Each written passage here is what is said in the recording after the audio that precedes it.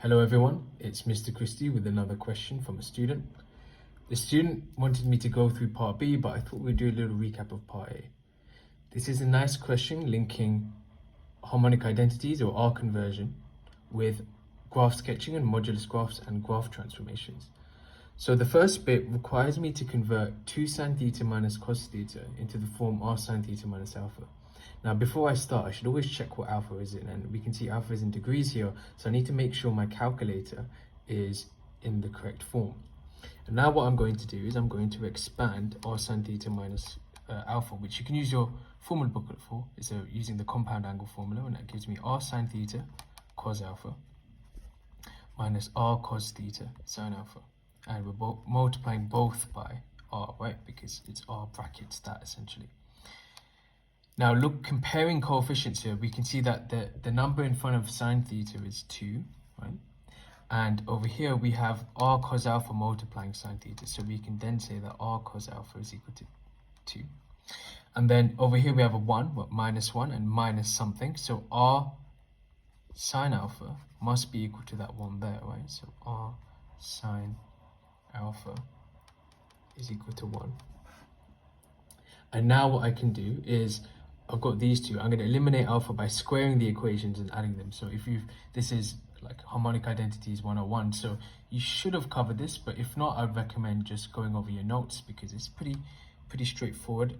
So r is equal to the square root of 2 squared plus 1 squared. So again, what did I do? I did let's call this equation 1. Let's call this equation 2. I've done equation 1 squared plus equation 2 squared, and then I basically square rooted it, right? And so that gives me root 5. That's my exact value for r, so I'm going to leave it like that. And then I'm going to work out alpha by dividing equation 2 by equation 1, because if I do that, I'll get tan alpha, r sine alpha over r cos alpha gives me tan alpha, and then 1 over 2 gives me, 1 over 2, and then that gives me alpha is equal to arctan of 1 over 2, which is 26.56 ... It says to give it to one decimal place, so I'm going to give it as 26.6 degrees. And that means, I'm just going to write over here because of space, that means that I can rewrite 2 sine theta minus cos theta in the form root 5 sine theta minus 26.6. Now it's important I write this down because I want to explain the link. What we have here, 2 sine theta minus cos theta, is a scalar multiple of sine theta and a scalar multiple of cos theta added together or subtracted, let's say. So we've got these linear combinations of sines and coses, and it's been converted into this. So essentially what are we doing here? We're linking this to a graph transformation. What do I mean by that?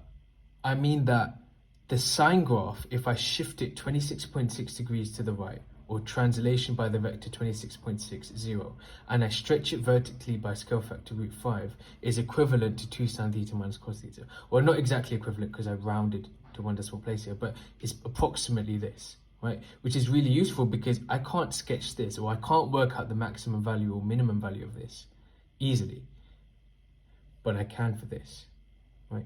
Because if I've just shifted a sine graph 26.6 degrees to the right and I've stretched by scale factor root 5 vertically, then I can immediately say, okay, this is the sketch they provided for me. What can I say? Well, normally, typically, the sine theta goes to 0, 0. If it's moved 26.6 to the right, this will be 26.60. This, instead of being 180, will be 216.60. And instead of being 360, actually, they stopped there, but this would not be 360, this would be 386. In fact, let's just add it in. This would be 386.6. And the amplitude is going to be given by this number. So instead of being 1, and between 1 and minus 1 here, it will be between root 5 and minus root 5. Right, and let me just make this clear. It's not the best drawing. I don't have my pencils with me, so I'll just do that. Okay, I know it's not completely horizontal, but just act like it is. Now, for the next bit, they say sketch y equals modulus 2 sine theta minus cos theta. Now, from the previous video, I spoke about the fact that the modulus gives you a non-negative value, right? And so the y value will be non-negative, i.e. y is going to be more than or equal to 0. That means any part where the y coordinate is negative is going to be changed, right? We're going to multiply the y coordinate by minus 1. graphically, that means that any bit that's below the x-axis is going to be reflected in the x-axis, and essentially this bit and this bit here are both going to be reflected in the x-axis. Now, they might ask me for this value. I don't have my calculator with me, so I'll just explain how to get that value here. You just plug in theta is 0, right? And you'll get root 5 sine minus 26.6 will be that number there. And then I can multiply that by -1 to bring it up there. But let's just do the sketch first. So I'm going to try do this in one go. So what do?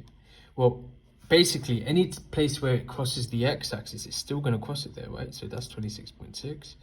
We're going to have 216.6, and we're going to have 386.6. That's all going to be the same.